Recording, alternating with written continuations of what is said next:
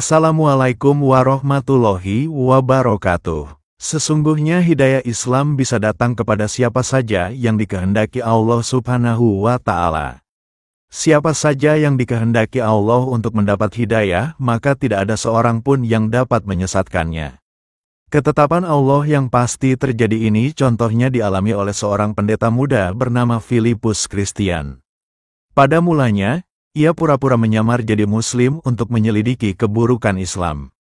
Pendeta muda, Filipus Christian terlahir dari keluarga yang taat pada agama Kristen, hingga ia menjadi seorang pendeta. Bahkan, ia memiliki jabatan penting, yaitu sebagai pendeta Kristen Pantekosta sekaligus misionaris. Dalam tugasnya ia berperan penting tidak hanya di Indonesia, tetapi juga di luar negeri. Ia bertugas sebagai duta antar gereja yang berbasis di Papua, Papua New Guinea, dan Australia. Filipus Christian mengaku berasal dari umat Nasrani yang masuk Islam karena gagal dalam penyamarannya untuk menemukan keburukan Islam. Ia menceritakan bahwa dirinya pernah menjadi mualaf bohongan untuk melakukan penyamaran. Ia berpura-pura sebagai Muslim untuk bisa menyelidiki keburukan agama Islam. Pada mulanya ia mengaku tidak ikhlas masuk Islam dan hanya berpura-pura jadi mualaf lantaran kalah debat. Faktanya saya masuk Islam dalam keadaan tidak ikhlas, kata Filipus Christian. Saat kalah debat dan belum memeluk Islam, Filipus Christian mengaku semakin benci pada Islam karena terbawa perasaan sakit hatinya. Saya sendiri adalah seorang pembenci Islam yang luar biasa, kata Filipus Christian. Salah satu hal yang juga membuatnya membenci Islam adalah karena menurutnya ajaran Islam itu tidak ada yang baik.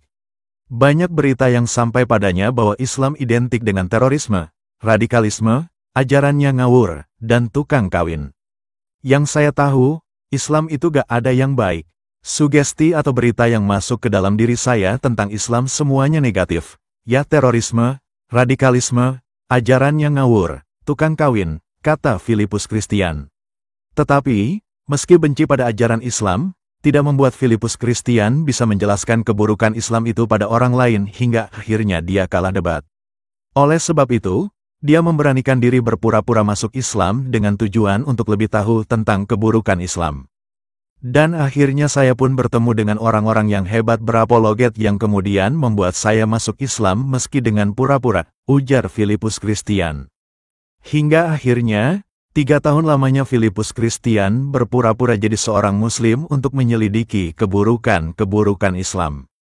Ia juga mencari informasi secara langsung kesesatan ajaran Nabi Muhammad yang selama ini banyak dia dengar dari orang lain.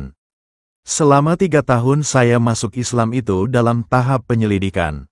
Saya nyemplung ke dalam Islam untuk mencari tahu keburukan dan kesesatan ajaran Muhammad dalam Islam, tetapi cari tahunya dari dalam, kata Filipus.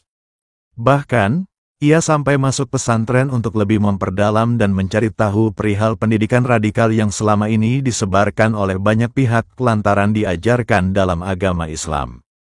Ada beberapa pondok pesantren yang saya datangi untuk belajar sembari saya mencari tahu kelas mana yang ada pendidikan merakit bom, kata Filipus Christian. Namun ternyata usahanya tidak membuahkan hasil. Ketika menempuh pendidikan di pesantren, Filipus Christian sama sekali tidak menemukan adanya ajaran terorisme dalam Islam. Tapi apa yang saya dapat? Enggak ada. Yang saya dapat orang yang belajar Fathul Bari, Fathul Mukmin, Kitab Kuning, Syekh Bukhari Muslim, kata Filipus. Bahkan sampai bertahun-tahun dia menyelidiki di salah satu pondok pesantren. Tetapi dia sama sekali tidak menemukan adanya ajaran radikalisme di pondok pesantren tersebut. Saya mondok selama beberapa tahun di salah satu pesantren, nggak ada saya temukan jenis-jenis radikal atau terorisme atau gerakan-gerakan yang menjurus ke arah situ, kata Filipus. Akhirnya Filipus Christian mendapat kesimpulan yang pasti bahwa dia tidak menemukan suatu keburukan dalam ajaran Islam. Selain itu, dia juga percaya bahwa banyaknya beredar tuduhan negatif tentang Islam hanya karangan cerita belaka. Hingga akhirnya Filipus Christian memilih untuk jadi mualaf yang sesungguhnya. Filipus Christian memutuskan untuk memeluk Islam dengan penuh keikhlasan dari lubuk hati yang paling dalam. Akan tetapi, Karena ia lahir dan dibesarkan dari keluarga Kristen yang taat, maka keputusannya masuk Islam itu sempat ditentang oleh keluarganya. Bahkan, ia diusir dari rumah orang tuanya. Namun hal itu tidak membuatnya gentar untuk jadi mualaf atau masuk Islam. Ia meyakini bahwa keputusannya untuk masuk Islam sebagai keputusan yang sangat tepat. Terlebih lagi, Filipus Kristian menyadari bahwa Yesus tidak pernah mengikrarkan dirinya sebagai Tuhan. Ia pernah memperdalam agama Kristen dalam kitab Injil. Ia juga telah mempelajari kitab-kitab lain, seperti Taurat dan Zabur. Hal itu jugalah yang mengantarkan dirinya pada agama Islam. Saya kemudian meyakini apa yang saya pelajari dari kitab-kitab Allah, terutama dari Injil, Taurat, dan Zabur yang mengantarkan jalan saya menuju Islam, kata Filipus Kristian. Bukan karena harta, tahta dan wanita saya masuk Islam, tetapi karena benar-benar Allah Ta'ala yang mengetuk pintu hati saya, sambung Filipus Kristian. Ketika membaca dan mendalami Alkitab, Filipus Kristian menemukan sebuah ayat yang memperkuat keyakinannya pada Islam. Ayat itu menjelaskan bahwa Yesus adalah utusan Tuhan dan bukan sebagai Tuhan, sebagaimana tertulis dalam Yohanes 17 ayat 3. Inilah hidup yang kekal itu, yaitu bahwa mereka mengenal Engkau, satu-satunya Allah yang benar, dan mengenal Yesus Kristus yang telah Engkau utus, kata Filipus Kristian mengutip kitab Injil, Yohanes 17 ayat 3. Filipus Kristian masuk Islam dan jadi mualaf pada tahun 2009.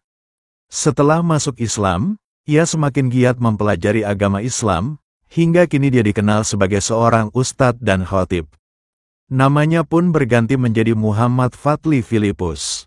Filipus Kristian alias Muhammad Fadli Filipus memutuskan berhijrah menjadi mualaf pada Senin, tanggal 2 Februari tahun 2009.